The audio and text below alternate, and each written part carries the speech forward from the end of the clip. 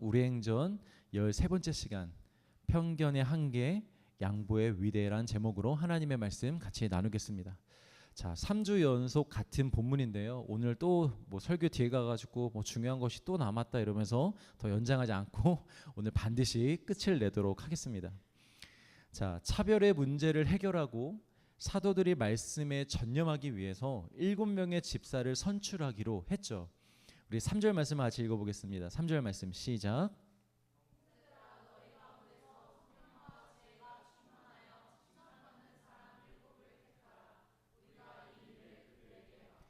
자, 집사를 뽑는데 누구 보고 지금 뽑으라고 하고 있습니까? 성도들에게 뽑으라고 하고 있습니다.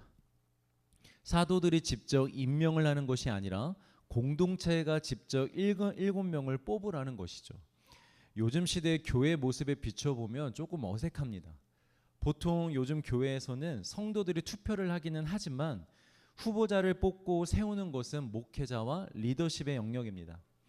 즉 선정의 주도권은 목회자나 리더십에 있고 성도들은 그 결정에 동의하는 방식으로 교회 모든 대소사가 이루어지는 거죠. 그런데 여기서는 성도들이 택하고 선출하면 사도들이 인준을 해주는 그런 식의 방법으로 집사를 뽑겠다는 것이죠. 자, 어떤 방법이 맞고 틀린지의 문제는 아닙니다. 성경에서 이렇게 뽑았다고 오늘날에도 무조건 그렇게 뽑을 수는 없습니다. 왜냐하면 공동체에 따라서 또 상황에 따라서 때로는 이런 방식이 공동체에 유익이 되지 않을 수도 있고 위험한 방법이 될 수도 있기 때문입니다. 예를 들어 보면 우리 공동체가 아니라 어떤 공동체가 실력을 중요하게 여기는 공동체가 있다고 생각해 봅시다. 여기에는 전부 다 학벌이 너무 좋고 다 스카이 대학교 나오고 다 잘 나가는 사람들만 모였다고 쳐봅시다. 그래서 이 안에서는 학벌이 중요하고 실력이 중요합니다. 그러면 집사와 이런 중직들을 뽑을 때 아무래도 그런 공동체는 여러분 어떤 기준으로 선별을 할까요? 네, 말씀하지 않으셔도 됩니다. 분명히 여러분들이 생각하는 그런 기준으로 사람을 우선적으로 뽑을 수도 있습니다. 또 어떤 공동체는 관계에 치중된 공동체가 있습니다. 서로 함께 잘 지내는 것, 친하게 지내는 것, 함께 어울리는 것에 굉장히 집중하는 공동체들이 있어요.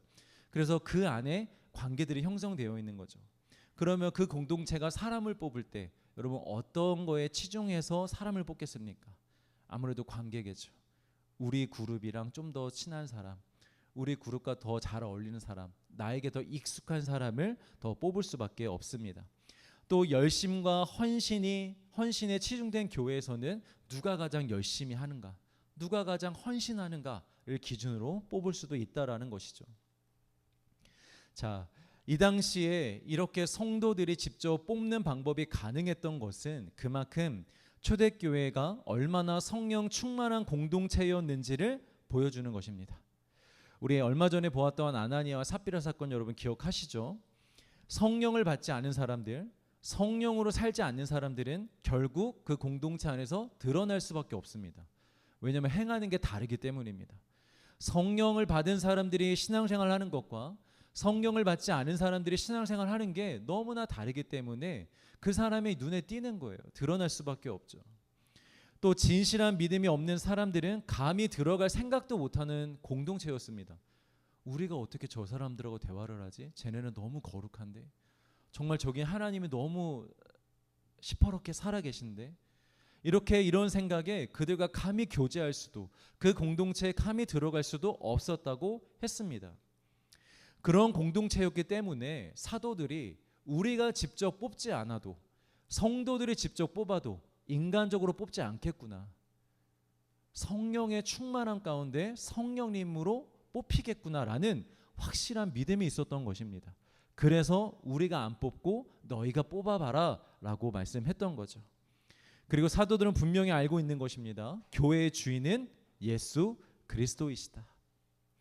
그분은 성령을 통해 교회를 인도하신다는 사실을 알고 있었던 것입니다. 그래서 사람의 판단이나 사도의 권위로 정하는 것이 아니라 공동체 안에 역사하시는 성령께서 직접 일꾼을 세우시도록 그 자리를 내어드린 것입니다. 사랑하는 성도 여러분, 모든 성도들이 성령을 받고 진실한 그리스도인들로 거듭나는 공동체, 또 함께 기도하고 함께 분별하며 오직 성령의 인도하심을 받는 공동체, 사람의 생각과 계획이 아닌 오직 하나님의 뜻만 이루어지는 공동체, 그런 교회가 우리 교회 되기를 간절히 소망합니다. 자, 그리고 예루살렘 교회가 정말 성령에 충만했다는 그런 증거가 바로 투표 결과에서 나옵니다. 우리 5절을 같이 한번 읽겠습니다. 시작. 온 무리가 이 말을 기뻐하여 믿음과 성령이 충만한 사람 스데반과 또 빌립과 브로고로와 니가노로와 디몬과 바메나와 유대교회에 입교했던 안디옥 사람 니골라를 택하여. 자, 먼저 온 무리가 기뻐했다고 합니다. 뭐 헬라파 유대인들이 기뻐하는 건 당연한 거죠. 그동안 우리가 제외를 받았었는데, 소외받았었는데 이제 우리를 위해서 누군가 세워진다고 하니 기뻐하는 건 당연한 거겠죠. 그런데 여기서 헬라파 사람들만 기뻐했다고 하지 않고 온 무리가 기뻐했다고 합니다. 그 온 무리에 누구도 포함입니까? 히브리파 유대인들이 포함된 거죠. 그러면 여러분 생각해 보십시오. 히브리파 유대인들은 왜 기뻐했을까요?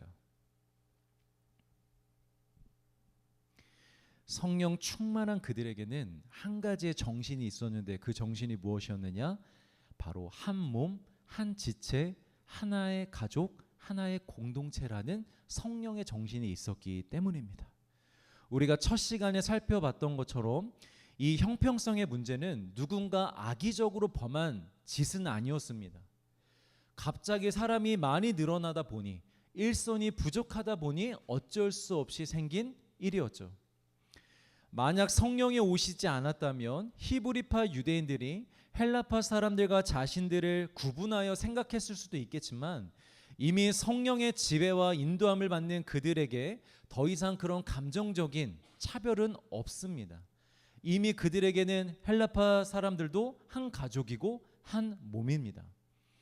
그래서 히브리파 유대인들이 이 문제를 단순히 헬라파 사람들의 문제로만 본 게 아니에요.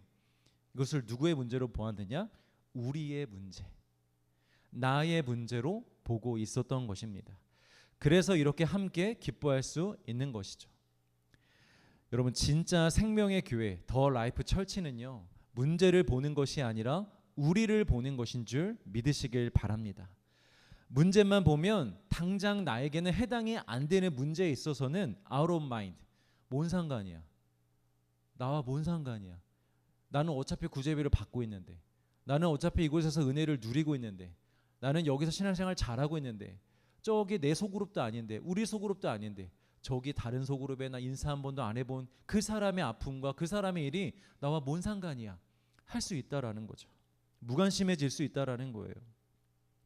대표적으로 여러분, 교회에서 어떤 그런 사람들이 존재하냐면 다음 세대에 대한 문제에서 그런 경우들이 많이 발생합니다. 교회 대부분의 중요한 결정과 일은 중직자들이 결정하고 그 일을 맡아서 하는데요, 대부분의 중직자들은 이미 자녀들을 다 키운 연세가 많은 분들이 대부분 맞습니다. 자녀들이 다 성인이 된 거죠.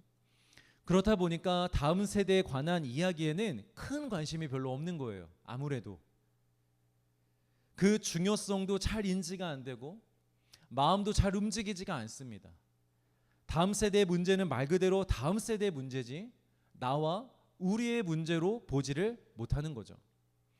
그러나 반대로 다음 세대를 위해 헌신을 아주 많이 하는 분들이 계십니다. 그분들은 왜 헌신을 그렇게 잘할까요? 자녀가 같은 또래여서 그럴까요? 아니면 단순히 아이들을 좋아하기 때문일까요? 아니더라고요.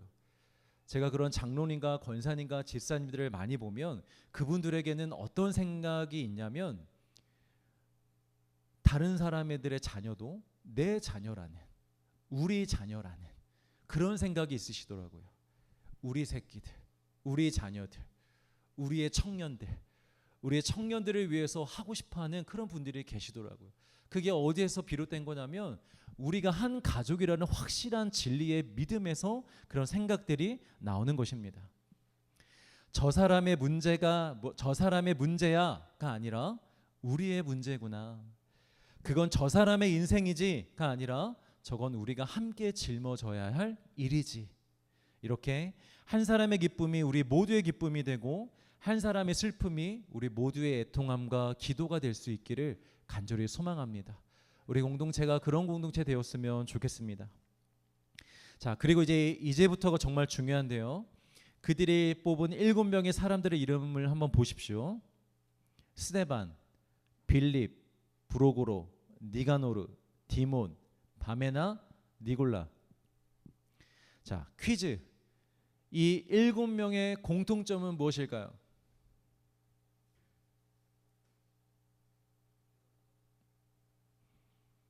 일곱 명의 공통점은 무엇일까요? 선물이 있습니다. 이따 드리겠습니다. 네? 유대인들이라고요? 유대인은 맞습니다. 네. 맞습니다. 우리 정성수 형제에게 립밤을 제가 선물로 드리겠습니다. 자, 이 이름들이 다 헬라식의 이름들인 거예요. 뭐 우리 입장에서는 별로 느낌이 없죠. 뭐 예를 들면 이런 거죠. 우리 교회에서 집사를 임명하는데 그 이름들을 보니까 김다이애나, 최데이비드, 이케빈, 박줄리아, 앙드레 김, 뭐 이런 느낌인 거예요. 유대인들이 느낄 때는 전부 이게 헬라식 이름입니다. 그 말은 7명의 집사가 다 어디파 유대인이다? 헬라파 유대인이다. 자, 이것이 왜 중요하냐? 분명 당시의 예루살렘 교회의 다수는 히브리파 사람들입니다. 정확한 수치를 매길 수는 없지만 대략 8대2, 히브리파 8, 헬라파 2, 헬라파에 좀 더 힘을 실어줘도 최소 7대3 정도의 비율입니다. 그 말은 히브리파 유대인들이 조금이라도 인간적인 생각을 가지고 자기들의 유익을 구하고 자기들의 편의를 위했다면 이런 결과가 나오지 않았을 거란 거예요. 여러분, 정치에서도요, 국회 그 의석수가 굉장히 중요하잖아요.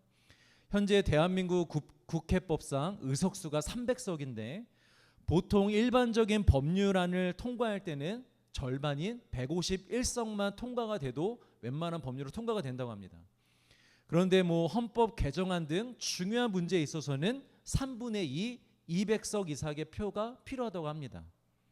그런데 만약 한 정당에서 여러분 200석 이상의 자석을 갖게 되면 엄청난 막강한 권력을 갖게 되는 거죠. 자, 지금 이 공동체에는 분명 히브리파 사람들이 압도적으로 많습니다. 얼마든지 투표를 통해서 자신들에게 유리하게, 자신들의 입맛에 맞게 선택할 수 있습니다. 그리고 꼭 그런 이기적인 마음은 아니었어도 자연스럽게 더 가깝게 지내고 더 친근한 사람들을 뽑는 게 이치입니다. 그런데 투표에서 전부 헬라파 사람들이 뽑혔다라는 것은 너무 예상 밖의 결과입니다. 상식 밖의 결과입니다. 어떻게 해서 이런 결과가 나왔을까요? 헬라파 사람들이 불만을 갖자 알았어? 그럼 너희가 한번 다 해봐. 이런 식의 보복식의 투표였을까요? 네 어디 한번 잘하나 보자. 아닙니다. 분명 지금까지 살펴본 이 사도행전의 흐름상 예루살렘 교회가 그렇게 했을 리는 없습니다. 그리고 한 명이 아니라 7명을 뽑는 거잖아요. 7명을 다 헬라파로 뽑히게끔 하려면요, 모든 사람이 다 말을 맞춰야 되는 거예요. 여러분, 우리 가위바위보 할 때도 그렇잖아요. 6명이 가위바위보 합니다. 근데 한 명을 속이고 나머지가 다 똑같은 걸 내려고 합니다. 그럼 어떻게 해야 됩니까? 어떻게든지 사인을 줘야 됩니다. 막 이렇게 뒤에서 막 찌를 내자든지 막 이렇게 코를 판다든지 이렇게 해서 이 사람이 못 보게 사인을 주고받고 마음을 맞추고 말을 맞춰야만 그 결과가 나올 수 있는 거죠. 마찬가지예요. 투표를 하는데 이 사람들이 서로 우리 헬라파 사람을 뽑자라고 얘기하지 않으면 이렇게 결과가 나올 수 없다라는 거죠. 그런데 분명 당시 문화와 교회 상황을 보자면 그럴 가능성도 별로 없습니다. 그러면 대체 어떻게 이런 결과가 나왔을까? 누가 이런 결과를 만든 것일까요? 성령 하나님이십니다. 이런 결과를 만드신 분은 하나님이십니다. 이것은 결코 사람의 계산이나 전략으로 나온 결과가 아닙니다. 사람의 마음을 움직이시는 분, 그 모든 과정 가운데 역사하시는 분, 성령님께서 만드신 결과인 줄 믿습니다. 사도들이 성도들에게 맡긴 이유가 뭐예요? 이것 때문에 맡긴 거예요. 성령님께서 역사하셔서 집사가 뽑히도록, 온 무리가 기뻐했던 이유는 무엇입니까? 사람이 아니라, 사도들이 아니라 성령님께서 우리를 인도해 주셔서 그 집사가 뽑히게끔 그런 사모함과 믿음이 있었기 때문에 이 투표를 이렇게 진행했던 것이고, 그들의 믿음대로 성령님께서 이렇게 뽑아 주신 것입니다. 사랑하는 성도 여러분, 하나님을 믿고 하나님께 맡겨 보십시오. 하나님은 여전히 살아계셔서 우리 눈엔 보이지 않지만 반드시 역사하십니다. 우리 삶을 인도하시고 우리의 문제를 외적으로나 내적으로나 해결해 주십니다. 제가 늘 말씀드리지만 상황을 바꿔주시든지 직접적으로 문제를 해결해 주시든지 아니면 내 마음을 바꿔주시든지 어떤 식으로도 우리의 문제를 해결해 줄 수 있는 분이 우리 성령 하나님이신 줄 믿으시길 바랍니다. 단 맡기는 자의 태도가 중요합니다. 여러분, 만약 사도들이 성령을 믿지 못하고 불안하여서 우리가 직접 뽑겠다, 그게 안전하다라고 했었다면 결과가 어떻게 됐을까요? 저는 달라졌을 거라고 생각해요. 그래도 성도들에게 맡기는 것보다 사도인 우리가 고민해보고 기도하고 선택을 하자라고 했다면 저는 결과는 달라졌을 것 같아요. 왜냐? 분명히 그 뽑히는 논의하는 과정에서 사도들의 생각이 들어갈 수밖에 없거든요. 그것이 아무리 선한 생각일지라도 그건 사람의 생각일 뿐입니다. 어떤 생각들이 들어갔을까 생각해 보니까 지금 교회 모든 리더십이 히브리파인데 헬라파 사람을 좀 뽑아야 되지 않을까? 그런데 또 전부 헬라파 사람들을 뽑으면 분명히 히브리파 사람들이 원망할 수 있잖아. 또 불평할 수 있잖아. 그러니까 적당히 비율을 잘 섞어 봅시다. 5대2, 4대3 이렇게 섞어볼까 하는 생각들이 분명히 들어갔을 것 같아요. 그래서 이런 결과가 만들어지지 않았을 것 같습니다. 그러나 사도들은 성령님께 온전히 맡겼습니다. 어떻게? 결정권을 완전히 내어준 것입니다.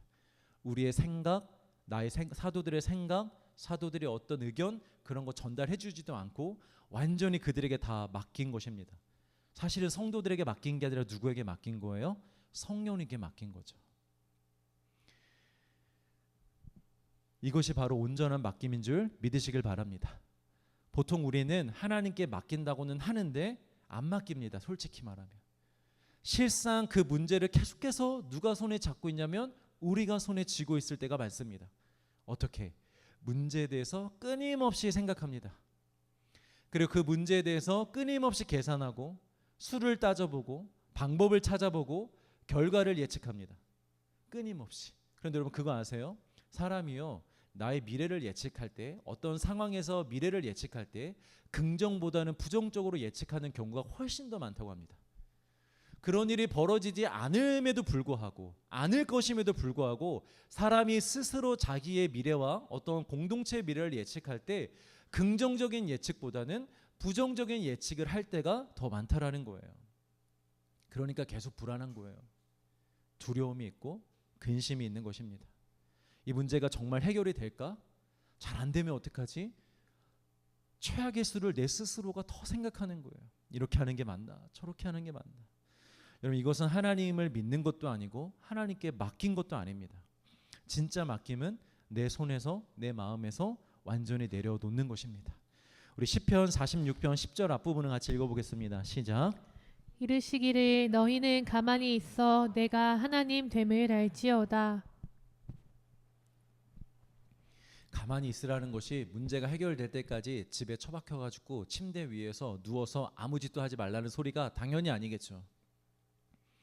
여기서 가만히 있으라는 거는 그 문제로 오늘날 우리에게로 비유해 보자면 그 문제로 더 이상 괴로워하지 말고 그 문제 때문에 걱정에 휩싸여 있지 말고 불안해하지 말고 어떻게 하면 될까 끊임없이 계산하고 있지 말고 잘 안 될까 예측하고 있지 말고 보이지 않는 곳에서 완벽하게 우리의 삶을 인도하실 하나님을 기대하고 기도함으로 오늘 하루를 감사하게 살라는 것입니다. 이게 진짜 맡김이라는 거예요. 우리가 이렇게 맡길 때에 하나님께서 역사하시는 것입니다. 여러분, 남녀 사이에서 여성들이 남성들에게 갖는 가장 큰 불만이 뭔가요? 연인 사이에서.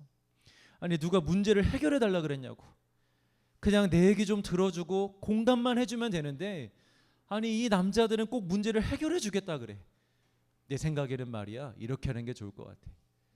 이런 경우는 말이야, 이렇게 하는 게 나을 것 같아. 아니라고 여러분. 그렇게 하는 게 아니라, 아, 네 마음이 그랬겠구나. 공감만 해주면 여성들은 훨씬 더 기뻐하고 마음의 안정을 찾을 수 있다라는 거예요. 그렇죠, 여성분들? 여러분, 하나님이 바로 그 얘기를 하시는 거예요. 누가 너희 보고 문제 해결하라 그랬어? 누가 너희 보고 이걸 책임지라 그랬어? 사랑하는 아들아, 딸아, 문제는 나에게 맡기고 너희는 나에게 집중해. 상황은 나에게 맡기고 너희들은 내 뜻에 집중하고, 그 사람은 나에게 맡기고 너는 오직 내 마음과 내 말씀에 집중해. 이것이 바로 여러분 하나님의 뜻입니다. 우리 마음에 새길 수 있기를 주의 이름으로 축복합니다.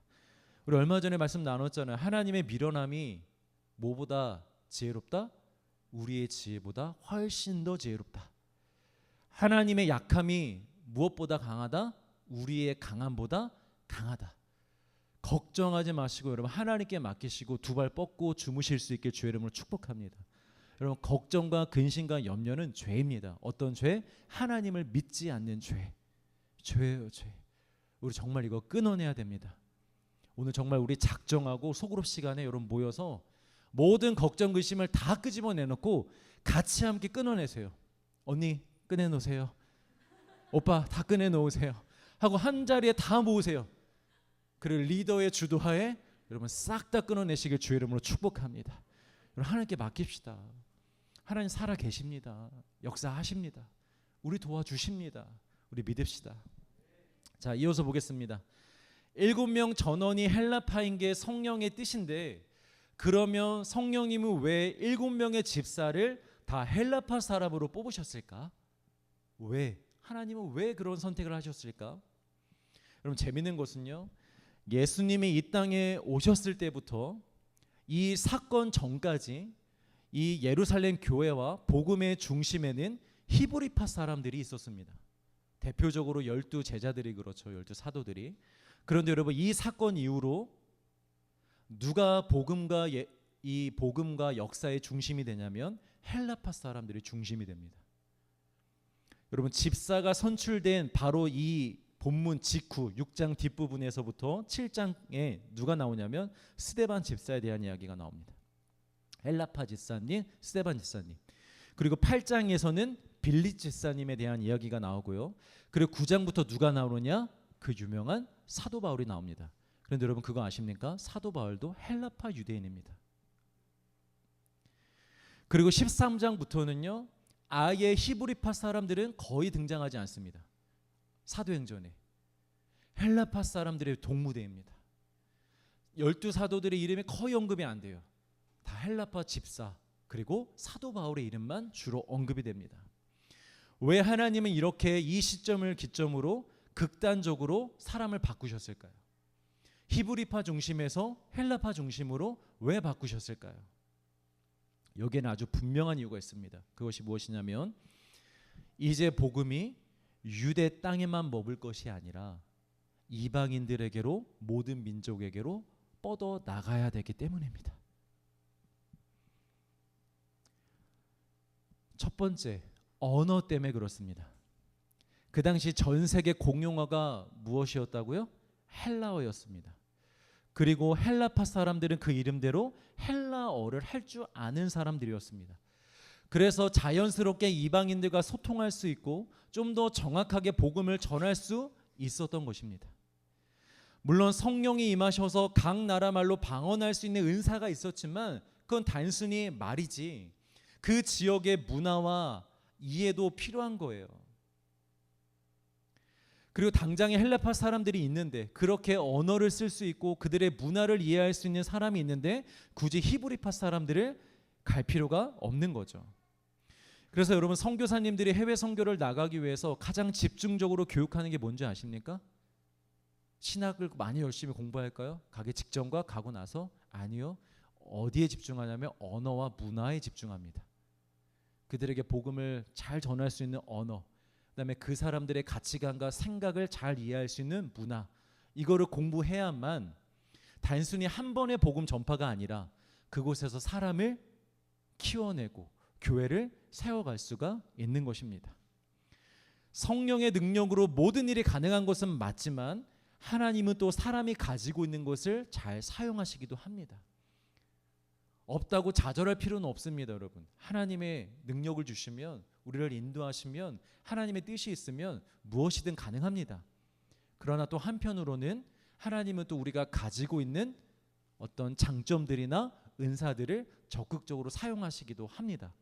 그렇게 모든 면에 있어서 쓰임 받을 수 있는 우리 모두가 되기를 소망합니다.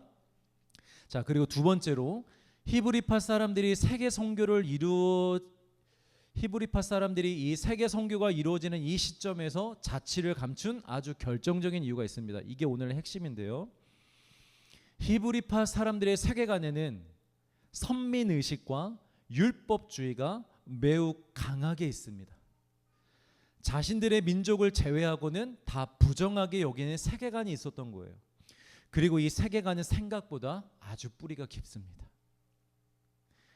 사도행전 10장에 보면 하나님이 베드로를 이방인이었던 고넬료의 집에 보내시려고 하는 장면이 나옵니다. 그런데 보내시기 전에 환상 속에서 하나님이 나타나셔서 세 번의 환상을 보여주시는데 그 환상이 어떤 환상이었냐면 율법에서 부정하다고 여겨지는 음식을 접시에 담아다가 베드로에게 줍니다. 베드로야, 너 이거 먹어라 하고 성령 하나님이 베드로에게 직접 말씀하십니다. 그때 베드로가 뭐라고 반응합니까? 하나님 못 먹습니다. 하나님 저 안 먹습니다. 저 지금 다이어트 중입니다. 그랬을까요? 왜 안 먹었을까요? 율법에 부정하다 여겨지는 음식이기 때문입니다. 그 율법을 얼마나 강하게 붙잡고 있으면 하나님이 지금 먹으라고 말씀하시는데도 하나님 저 안 먹을래, 못 먹겠어요 라고 말하고 있는 것입니다. 그렇게 세 번의 환상이 끝나는데요. 하나님이 이 환상을 주신 이유가 무엇일까요? 이방인에게 가라는 명령만 했다면 베드로가 안 갈 것을 하나님은 아시기 때문입니다. 그래서 미리 환상을 보여주신 거예요. 사도행전 10장 28절을 읽겠습니다. 시작. 이르되 유대인으로서 이방인과 교제하며 가까이 하는 것이 위법인 줄은 너도 알거니와 하나님께서 지시하사 아무도 속되다 하거나 깨끗하지 않다 하지 말라 하시기로 부름을 사양하지 아니하고 왔노라 묻노니 무슨 일로 나를 불렀느냐. 자, 보세요 여러분. 여전히 베드로는 유대인은 이방인들과 교제하면 안 된다는 생각을 아직도 가지고 있습니다. 성령이 이미 임했고 성령이 충만하고 자기 입으로 복음을 전하고 있음에도 불구하고 유대인들이 이방인들과 만나 교제하는 것은 여전히 위법으로 생각하고 있는 거예요. 뼛속까지 박힌 세계관이죠. 여러분, 성령이 충만해도요 우리의 고집과 편견이 잘 안 바뀝니다. 사람이 그렇습니다. 아니 30년 이렇게 살아왔는데 여러분 그게 한 번에 쉽게 바뀌겠습니까? 그래서 지금 이런 말을 하는 거예요. 아니 내가 원래 같았으면 나 당신 같은 사람 안 만납니다. 그런데 하나님이 환상으로 3번을 그렇게 보여주셔서 내가 어쩔 수 없이 이 자리에 왔나이다. 그래, 한번 말씀해 보십시오. 날 왜 불렀습니까? 뭐가 필요합니까? 라고 말을 하는 거예요. 자, 또 갈라디아서에 보면 베드로가 바울에게 혼나는 사건이 하나 등장합니다. 안디옥에서 한 집에서 몇몇의 이방인들과 함께 베드로가 식사를 하고 있었습니다. 그런데 이방인들과 교제하며 맛있게 밥을 먹고 있는데 지금 저기 멀리서 야고보를 비롯한 히브리파 유대인들이 지금 이 집으로 오고 있다는 소식을 듣게 됩니다. 이제 엘리베이터 앞이랍니다. 엘리베이터 곧 탄답니다. 그러니까 베드로가 그 얘기를 듣고 어떻게 합니까? 도망을 갑니다. 왜 도망갔을까요? 히브리파 사람들이 자기를 욕할까 봐. 왜? 어찌하여 유대인이 이방인들과 함께 식사를 하고 있느냐라는 그런 욕과 잔소리를 들을까 봐 크게 두려워서 그 자리를 피한 것입니다. 그리고 그 자리에 있던 몇몇의 이방인 그리스도인들이 시험에 들게 되죠. 솔직히 그럼 기분 안 나쁘겠어요? 갑자기 밥 먹고 있다가 갑자기 도망가 버리면 이게 뭔가 싶은 거죠. 이 사실을 안 바울이 베드로를 심하게 책망합니다. 여러분 보십시오. 베드로도 그런데 베드로도 여전히 이 세계관에서 벗어나지 못한 편견을 가지고 있는데 다른 히브리인들이야, 다른 유대인들이야 오죽했겠습니까, 여러분? 성령의 사람이어도요 뼛속까지 새겨져 있던 세계관과 편견이 이렇게 복음에 걸림돌이 되는 것입니다. 여러분 잘 생각해 보십시오. 내 편견이 하나님의 일을 막을 때가 있지는 않은가? 분명히 우리에게 모든 사람에게 다 편견이 있거든요. 제가 개척을 하고 담임 목사가 되어 보니까 제 안에도 수많은 편견이 있더라고요. 상황에 대한, 목회에 대한, 사람에 대한 이것들이 얼마나 하나님의 뜻을 방해하는지 하나하나씩 지금 깨달아가고 있습니다. 아프거든요. 괴롭거든요. 그런데 깨져야 되겠더라고요. 내가 그런 편견들을 계속 가지고 있으면 결국 나는 하나님께서 쓰시는 도구가 아니라 하나님의 뜻을 방해하는 자가 될 수밖에 없습니다. 이걸 한번 생각해 보시길 바랍니다. 나는 하나님께 쓰임 받기에 어떤 편견을 가지고 있는가? 자, 반면에 헬라파 유대인들은요. 그들도 율법을 준수하고 유대 전통을 존중하지만 이방인들, 헬라인들과 어울리는 데 있어서는 어렵지 않은 사람들입니다. 이미 그 속에서 함께 생활을 했던 사람들이잖아요. 그들에게는 이제 더 이상 이방인에 대한 거부감은 없습니다. 편견은 없습니다. 아, 우리 살아봤는데 그들도 우리와 다 똑같은 사람이야. 다르지 않아. 이런 생각을 다 가지고 있었던 거예요. 8장에서 빌립 집사가 나온다 그랬잖아요. 빌립 집사가 어디 가서 복음을 전하냐면 사마리아에 가서 복음을 전합니다. 사도행전 여러분 1장 8절 유명한 구절. 성령이 너에게 임하시며 너희가 권능을 받고 어디로 가라? 예루살렘. 그 다음에 온 유대. 그 다음에 사마리아. 그 다음에 땅끝. 이게 여러분 순서가 있는 거예요. 먼저는 예루살렘에서 폭발적인 부흥이 일어나고 그 다음에 그 부흥이 일어나서 사람들로 말미암아 온 유대가 전역이 이스라엘 전역이 복음을 받아들이고 그 다음에 어디로 가야 되냐면 이제 이방인들에게 가야 되는 거예요. 이방인처럼 여기는 사마리아 유대인들이 그 다음에 거기가 사마리아까지 복음이 증거되면 그 다음부터는 전 세계로 나아가야 되는 거예요. 한번 더 눌러봐 주시겠어요? 자, 그런데 성경을 보면 여러분 예루살렘과 온 유대까지 복음이 전파될 때까지는 히브리파 사람들이 주로 사역을 합니다. 아까 말씀드렸던 12 사도들, 제자들이 저렇게 히브리파 중심으로 온 유대까지 사역을 하는 거예요. 자, 그런데 이제 사마리아의 복음이 증거되는 8장부터 누가 나오느냐? 헬라파 사람 빌립이 나오는 것입니다. 그 사마리아 복음이 증거되고 그다음에 땅끝에 복음이 나아갈 때 사도 바울을 비롯한 수많은 헬라파 유대인들을 통하여 복음이 증거되는 것이죠.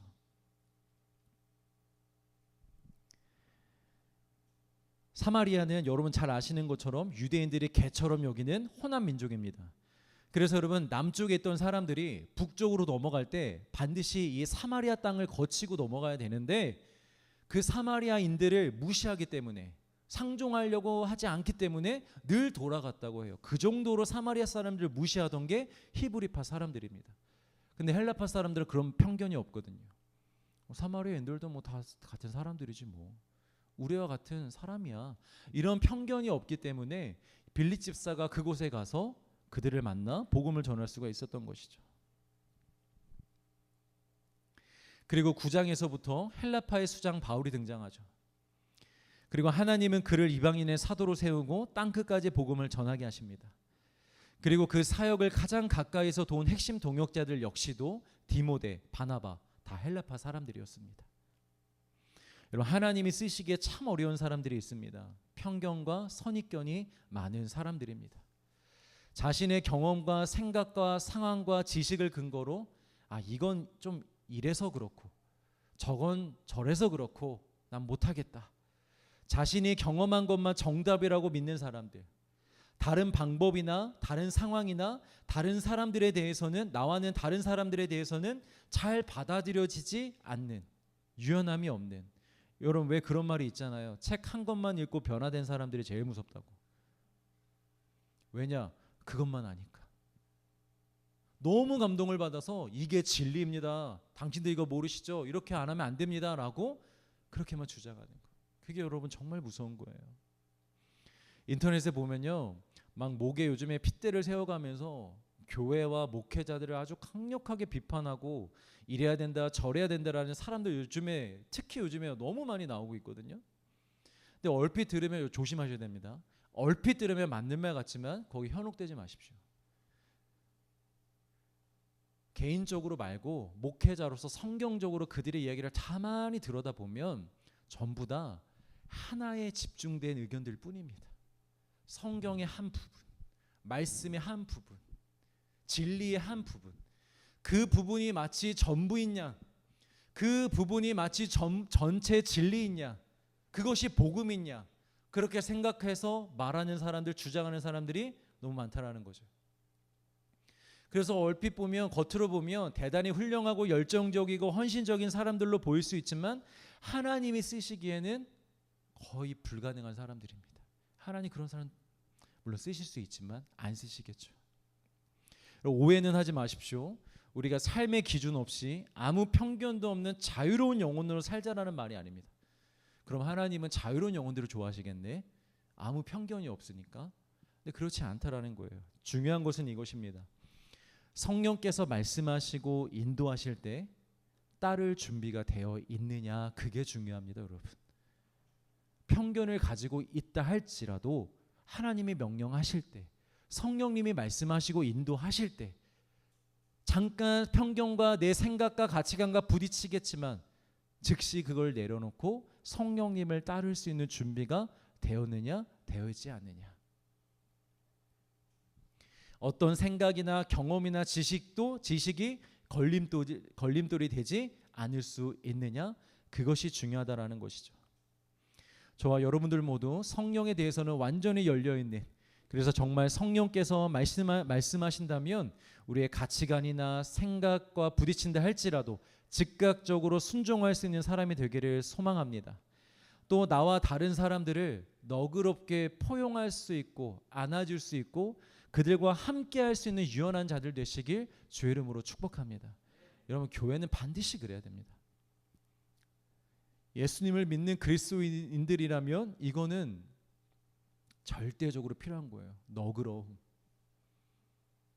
포용력이 있어야 됩니다. 달라도 함께 할 수 있어야 됩니다. 자, 이렇게 끝내면 히브리파 유대인들이 너무 이미지가 안 좋아요, 지금. 근데 사실 히브리파 사람들이 그렇게 안 좋은 사람들이 아니에요. 이 히브리파 유대인들에게서도 우리가 도전받을 게 있고 은혜 받을 게 있어요. 우리 그것만 보고 마치도록 하겠습니다. 다시 본문으로 돌아와 생각해 보면 7명의 헬라파 집사를 선출한 당사자들이 누굽니까? 어쨌든 히브리파 사람들입니다.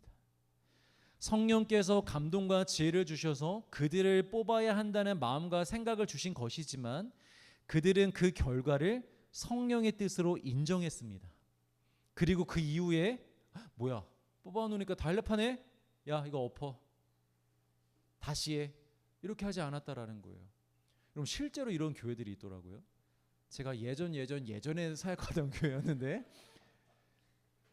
옛날에는 오후 저녁 예배라는 게 있었어요. 근데 요즘 시대는 그게 많이 없잖아요. 그러니까 그 교회도 젊은 사람들이 우리도 제발 저녁 예배 좀 없앴으면 좋겠다. 저녁 예배 없애고 뭐 훈련을 갖든가 양육 시간을 만들든가 교제할 수 있도록 시간을 마련해 줬으면 좋겠다라고 많은 성도들이 그렇게 의견을 주장했어요. 심지어 목사들조차도 그게 너무 좋겠다. 당연히 너무 좋죠. 목사들 입장에서 완전 땡큐죠. 그랬는데 그래서 교회에서 그러면 투표를 해서 결정을 하자라고 했거든요. 투표를 했습니다. 어떻게 결과가 나왔을까요? 당연히 안 하는 걸로, 저녁 예배 없애는 걸로 결과가 나왔습니다. 근데 그 다음에 어떻게 됐을까요? 그 투표가 그냥 없어져 버렸어요. 장로님들이 그래도 안 된다, 투표가 이렇게 나와도 안 된다. 저녁 예배는 진리다. 반드시 드려야 된다. 라고 해서 크게 엎어졌었던 거예요. 그럼 사람이 그렇습니다. 편견이 그렇게 무서운 거예요. 근데 이 히브리파 사람들 보세요. 믿음으로 뽑긴 했지만 7명의 다 헬라파가 나왔을 때 당황하지 않았습니다. 이의를 제기하지 않았고 건의하지 않았습니다. 기쁨으로 받아들였습니다. 성령의 뜻으로 인정했습니다.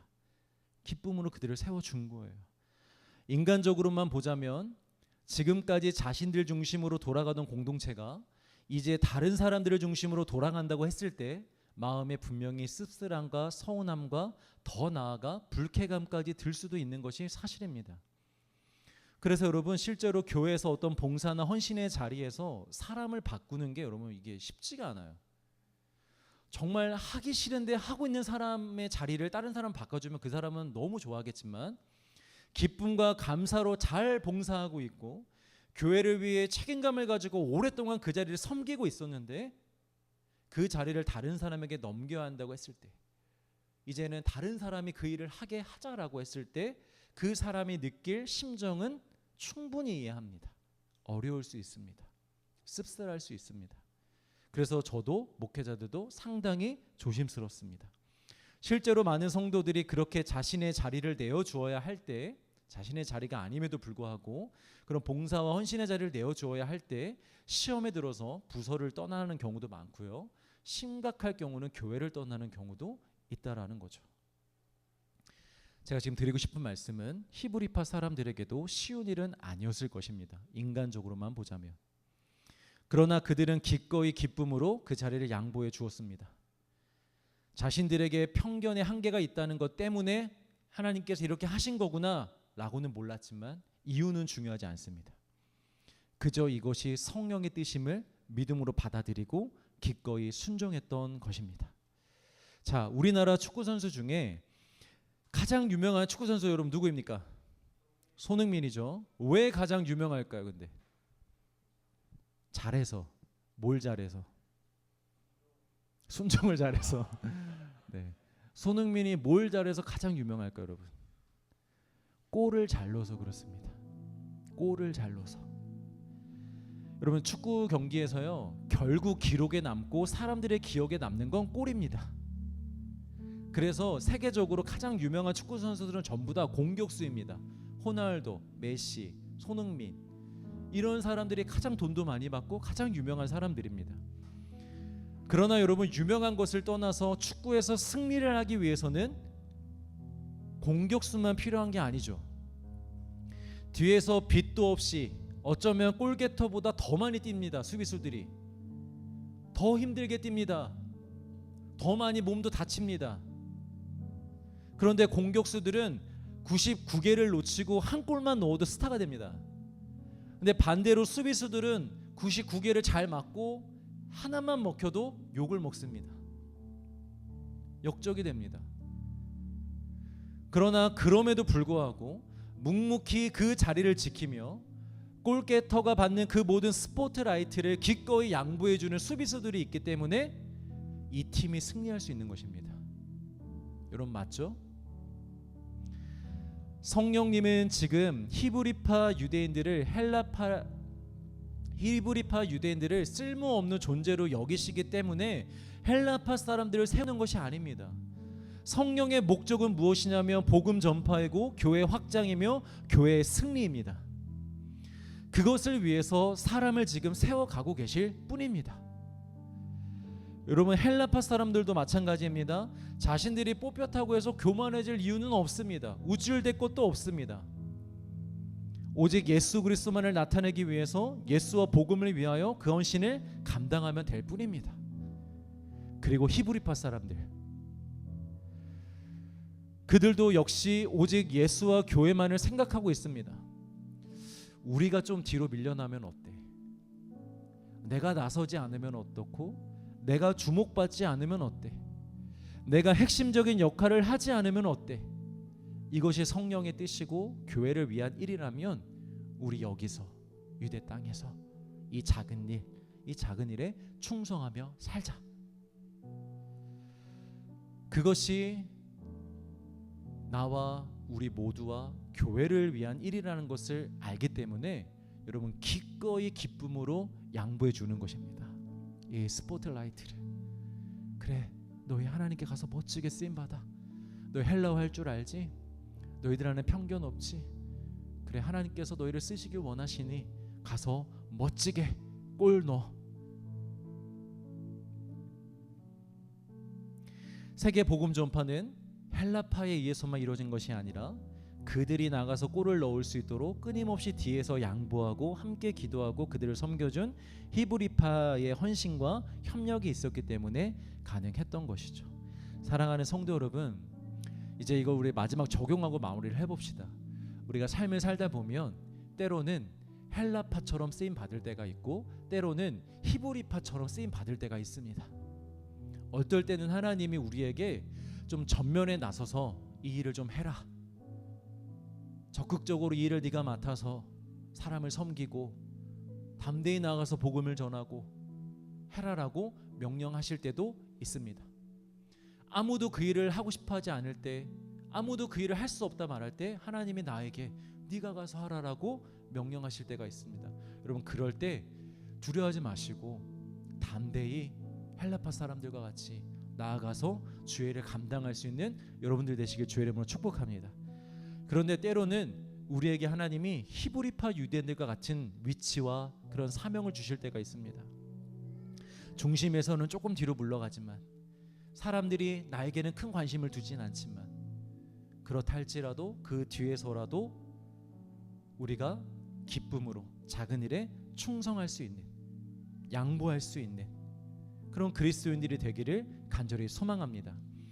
그 무엇이 되었든 여러분, 우리 모든 사람들의, 우리 그리스도인들의 목적은 하나입니다. 그것이 무엇입니까? 교회가 교회되고 예배가 예배되고 하나님이 하나님 되시는 것입니다. 그것을 위해서라면 그 어떤 것도 희생하고 포기하고 헌신하고 내어드림으로 말미암아 주님께 쓰임 받는 우리가 되기를 소망합니다. 오늘 설교 제목이 뭐였죠? 편견의 한계. 우리 사람은 편견이 있기 때문에, 연약함이 있기 때문에 때로는 한계를 만납니다. 그러나 그럴 때 성령님이 우리를 버리려고 하지 않습니다. 그럴 때 우리 그리스도인에게 필요한 건 양보입니다. 그렇게 편견의 한계와 양보의 위대함을 잘 이해해서 우리 모두가 함께 서로를 섬기며 교회가 교회 될 수 있는 그런 교회 되기를 주의 이름으로 축복합니다.